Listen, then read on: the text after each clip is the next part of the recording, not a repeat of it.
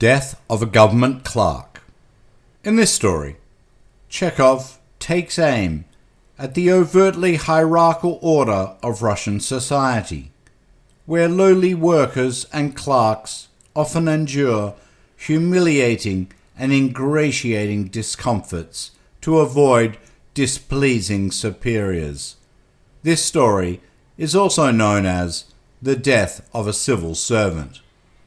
One fine evening, a no less fine government clerk called Ivan Dmitrievich Tchervyakov was sitting in the second row of the stalls, gazing through an opera glass at the Clocher de Corvonneville. He gazed and felt at the acme of bliss. But suddenly, in stories, one so often meets with this. But suddenly, the authors are right. Life is so full of surprises. But suddenly his face puckered up, his eyes disappeared, his breathing was arrested. He took the opera glass from his eyes, bent over, and Apch! He sneezed, as you perceive. It is not reprehensible for anyone to sneeze anywhere.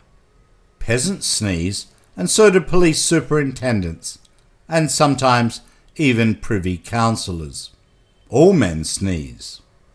Chekhov was not in the least confused. He wiped his face with his handkerchief, and like a polite man, looked round to see whether he had disturbed anyone by his sneezing. But then he was overcome with confusion. He saw that an old gentleman sitting in front of him in the first row of the stalls was carefully wiping his bald head and his neck with his glove, and muttering something to himself. In the old gentleman, Chekhov recognized Brizzhalov, a civilian general serving in the Department of Transport.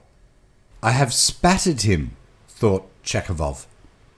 He is not the head of my department, but still, it is awkward. I must apologise. Chekhov gave a cough, bent his whole person forward, and whispered in the general's ear. Pardon, Your Excellency. I spattered you accidentally. Never mind. For goodness sake, excuse me. I did not mean to. Oh, please, sit down. Let me listen. Chekhov was embarrassed.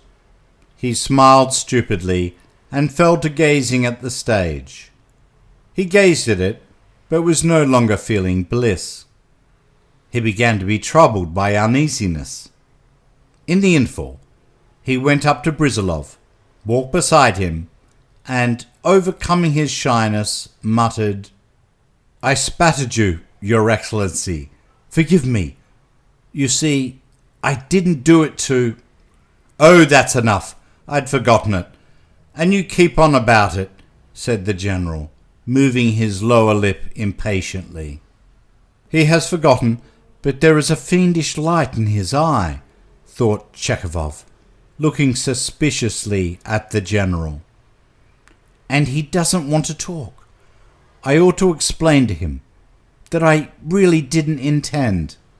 That is the law of nature, or else he will think I meant to spit on him. He doesn't think so now, but he will think so later. On getting home, Chekhov told his wife of his breach of good manners.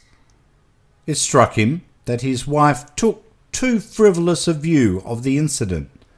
She was a little frightened, but when she learned that Brizzhalov was in a different department, she was reassured. Still, you had better go and apologise, she said, or he will think you don't know how to behave in public. That's just it. I did apologise, but he took it somewhat queerly. He didn't say a word of sense. There wasn't time to talk properly.